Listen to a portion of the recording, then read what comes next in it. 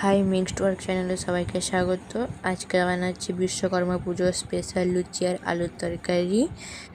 কারণ ওই লুচি আলুর তরকারিটাকে আমি খুব মিস করছি। আমাদের পাড়ার কাছে একটা কাকুদের বাড়িতে ধানে ভাগার মেশিন আছে, আর একজন কাকুদের বাড়িতে ড্রিল মেশিন আছে।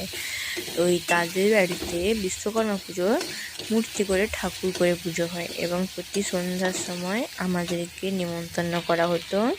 আমরা প্রত্যেক বছর তাদের বাড়িতে যেতাম আর লুচি আলুর তরকারিটা খেয়ে আসতাম। ওই যে আলুর তরকারি, উফ কি টেস্ট, আমার জিভে এখনও লেগে থাকে।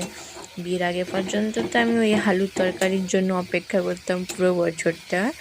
এখন বিয়ে হয়ে গেছে যেহেতু, নিজেকে একটু পাওয়ার জন্য আমি নিজেই ঘরে বানিয়ে নিলাম লুচি আলুর তরকারি। তোমরাও মাঝে মাঝে করে খেও, খুব শান্তি লাগবে নিজের জন্য টাইম স্পেন্ড করা। তারপরে আমি লুচি তরকারির জন্য এই মশলাটা কষাচ্ছি।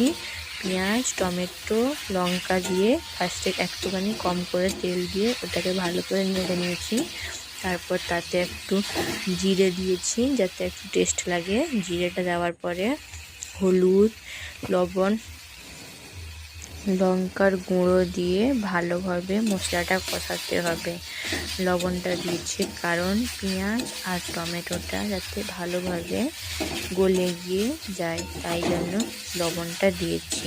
এখন আমরা হলুদ আর লঙ্কাটাকে ভালোভাবে কষে নিয়েছি। তাতে একটুখানি জল দিয়ে দেবো যাতে একটু গ্রেভি টাইপের হয়। জলটা দিয়ে দেওয়ার পরে ওটাকে ভালোভাবে নাড়াতে হবে। দিলে জলটার সাথে ওই পেঁয়াজ টমেটোগুলো মিক্সড হয়ে যাবে। তারপরে আমি আগে থেকে আলু সিদ্ধ করে রেখেছিলাম, আলুটাকে দিয়ে দিতে হবে। আলুটা ক্লিক নিতে ভুলে গেছি, তাই সিদ্ধর ক্লিক দিতে পারলাম না, কিন্তু আলুটা সিদ্ধ করে রাখলে ভালো হয়ে থাকে কষাটা। তারপরে আমাদের এখানে কষা পুরো প্রায় হয়ে এসেছে।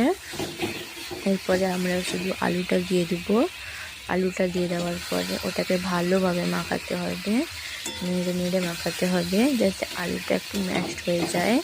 দিলে একটু গ্রেভি আর তোমার কষাটা ভালোভাবে টেস্টফুল লাগে। গোটা গোটা আলুর থেকে একটু মাখো মাখো আলু হলে ভালো লাগে, তাই আলুটাকে মাখিয়ে দিয়েছি।